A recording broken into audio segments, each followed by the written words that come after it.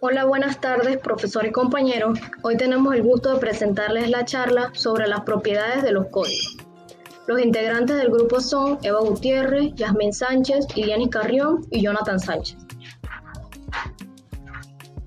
Ahora vemos aquí los temas que trataremos hoy son los siguientes. Una pequeña introducción, la definición de código, qué es código bloque, qué es código no singular, qué es códigos unívocamente decodificables y qué es código instantáneo, y una pequeña conclusión. Ahora, como introducción, podemos decir que con objeto de estudiar ciertas subclases de código, queremos recordar que denominamos S al conjunto de símbolos de un alfabeto dado. Entonces ahora podemos decir que se define un código como la correspondencia de todas las secuencias posibles de símbolos de S a secuencias de símbolos de algún otro alfabeto X. S recibe el nombre de alfabeto fuente y X el de alfabeto código.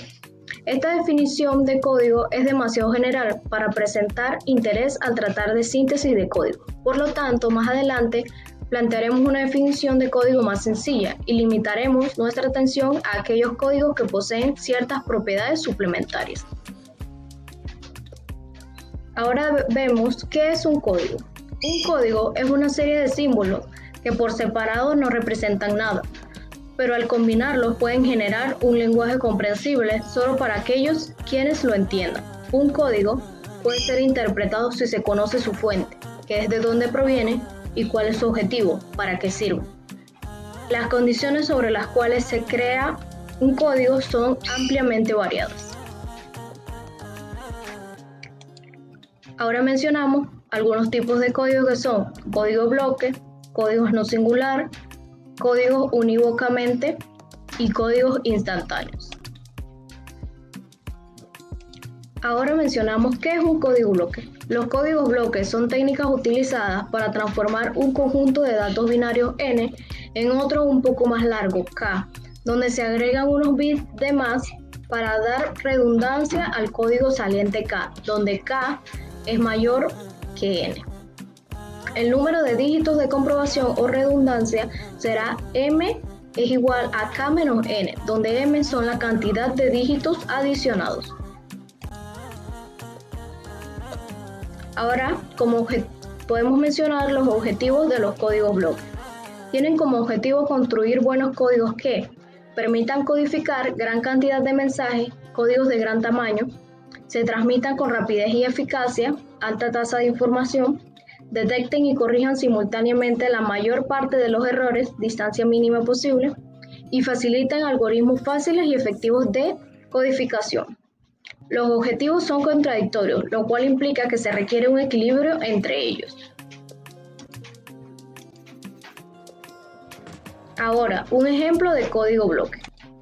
A primera vista, el requisito de codificar uno por uno los símbolos de la fuente en secuencias fijas de símbolos códigos resulta demasiado riguroso. Hay que destacar, sin embargo, que si un código hace corresponder todas las secuencias de longitud n de símbolos de la fuente con secuencias fijas de símbolos códigos, el código hace también corresponder cada símbolo de la extensión de orden n de la fuente original con una secuencia fija de los símbolos códigos, constituyendo realmente un código bloque del alfabeto fuente S.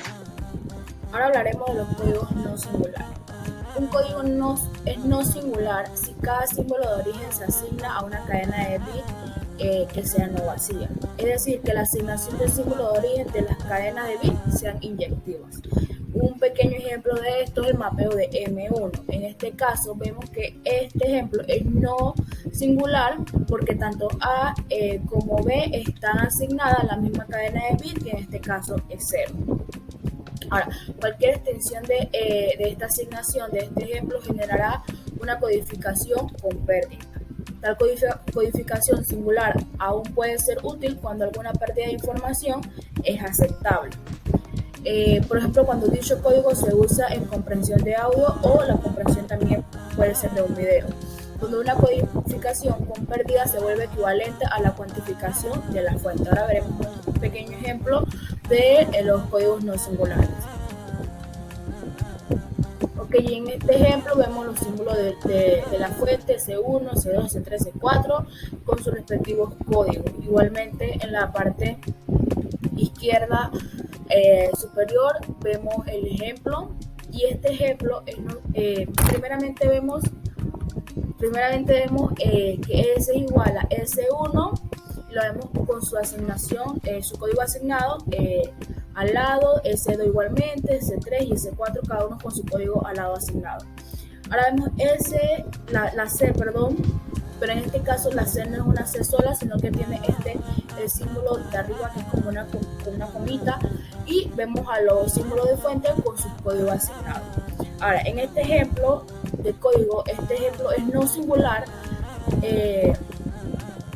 porque vemos que la C tiene la comita arriba y la otra C no. Entonces, empezando por ahí, según la definición de los no singulares, este es un ejemplo no singular.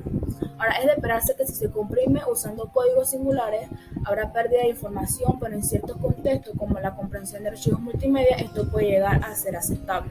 Como último, podemos decir que un código es no singular si todas sus palabras son distintas. Bien, ahora se les hablará sobre los códigos unívocamente decodificables. Estos códigos es de tipo no singular, donde a cada símbolo del alfabeto fuente se le asigna una secuencia permanente del alfabeto objeto o del alfabeto código, y donde las secuencias generadas a partir del objeto deben ser distintas entre sí, y que además la longitud entre las palabras usadas puede variar. Aquí vemos un ejemplo del código unívocamente descodificable, donde el primer ejemplo, C no es unívocamente identificable, ya que el texto 0011 puede ser interpretado de dos maneras. En este caso podría ser de S2, S3 o como S1, S1, S3. C' es unívocamente decodificable, ya que el 1 es siempre usado como separador. Y en C2 es también unívocamente decodificable por tener longitud fija. Códigos instantáneos. Un código instantáneo es instantáneo si ninguna palabra es prefijo de otra. En este caso, para que un código sea instantáneo, tenemos que ninguna palabra debe ser el comienzo de otra palabra. Es un código unívoco en el que cada palabra se puede decodificar una vez recibida sin necesidad de conocer la siguiente. Para construir códigos instantáneos, ninguna palabra de código puede coincidir con el prefijo de otra. Por oposición a los códigos instantáneos tenemos los códigos no instantáneos. Veamos aquí en la parte de abajo ahora las diferencias entre los códigos que son instantáneos y los que no son instantáneos. Bien, los códigos instantáneos, por su parte, como vemos aquí, son no singulares y son unívocamente decodificables. Por otra parte, tenemos los códigos no instantáneos, que son singulares y son no unívocamente decodificables. Los códigos instantáneos se pueden decodificar fácilmente con la ayuda de un árbol de decisión, como lo vemos aquí en esta imagen, que tenemos un árbol y este árbol se le han asignado valores. Para ello basta disponer de las palabras de código en forma de árbol, etiquetando cada rama de este árbol con uno de los símbolos correspondientes al alfabeto. En este caso, nuestros símbolos correspondientes al alfabeto son A, B, C y D. No tiene por qué emplearse todas las posibles ramas del árbol, pero todas las ramas deben acabar en palabras de código válidas. Las ramas que faltan indican palabras de código no asignadas. En este caso tenemos nuestros símbolos fuentes, que son A, B, C y D, y el código de cada uno de ellos. En este caso el código del símbolo A sería 00, el del B sería 01, el del C sería 10 y el del D sería 11. Si vemos aquí y quisiéramos decodificar, por ejemplo, el símbolo B, tendríamos que su código correspondiente sería 01, decodificándolo con la ayuda de este árbol de decisión que vemos aquí, y resultaría mucho más fácil. Asimismo, como acabamos de decodificar el símbolo B, que dijimos que era 0, 1, haríamos con los demás símbolos A, C y D.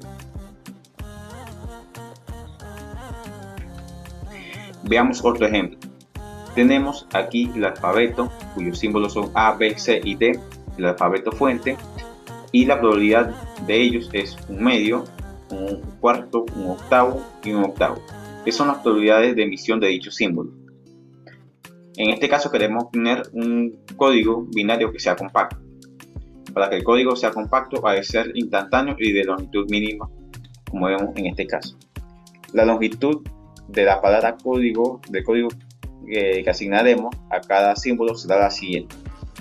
La longitud de A sería igual al logaritmo de base 2 de 1 sobre un medio, que es igual al logaritmo de 2 de base 2 de 2, y esto es igual a 1 SC sobre SF.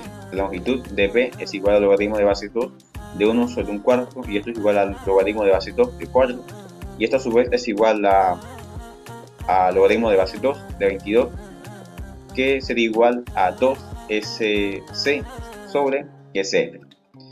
La longitud del símbolo C es igual al logaritmo de base 2 de 1 sobre un octavo, lo cual es igual al logaritmo de base 2 de 8, y esto es igual al logaritmo de base 2 de 23, lo cual sería igual a 3 SC sobre SF. Para que el código sea instantáneo, ninguna palabra de código ha de ser prefijo de orden.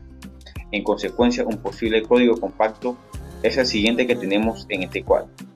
Los símbolos fuentes son A, B, C y D, y los códigos correspondientes a cada uno de ellos los tenemos aquí a la derecha. En este caso, el código de A sería igual a 0, el de B sería igual a 10, el de C sería 110 y el de D sería 111. Bien, veamos otro pequeño ejemplo, en este caso utilizando el árbol de decisión. Tenemos el alfabeto, cuyos elementos son E, A, T, N y S. Las aristas de este árbol serán etiquetadas de modo que la arista que va al lado izquierdo se le asigna 0 y la que va a la parte derecha se le asigna 1. La cadena de bytes que codifica cada carácter en sucesión de etiquetas de las aristas del único camino de la raíz a la hoja tiene ese carácter como etiqueta. El siguiente árbol representa la codificación de E por 0, A por 10, T por 110, N por 1110 y S por 1111. En este caso, como vemos aquí, si quisiéramos decodificar el símbolo S, esto correspondería al código 1111. En esta presentación profundizamos un poco sobre los códigos de la información y cómo funciona cada uno de ellos. Vimos los códigos de bloque, los códigos instantáneos, los códigos no singulares y los códigos unívocamente. Primeramente comprendimos cómo se denomina a la S en la teoría de la información y luego vimos cómo esta es usada en cada código. También aprendimos y entendimos que un código se basa en un conjunto de símbolos que al ser combinados tienen un lenguaje. Gracias a esto y a los ejemplos que vimos, ahora podemos distinguir de mejor manera y diferenciar cada código de uno de otro. Ahora podemos diferenciar los códigos unívocamente de los no singulares y los instantáneos de los de bloques y diferenciarlos cada uno del otro.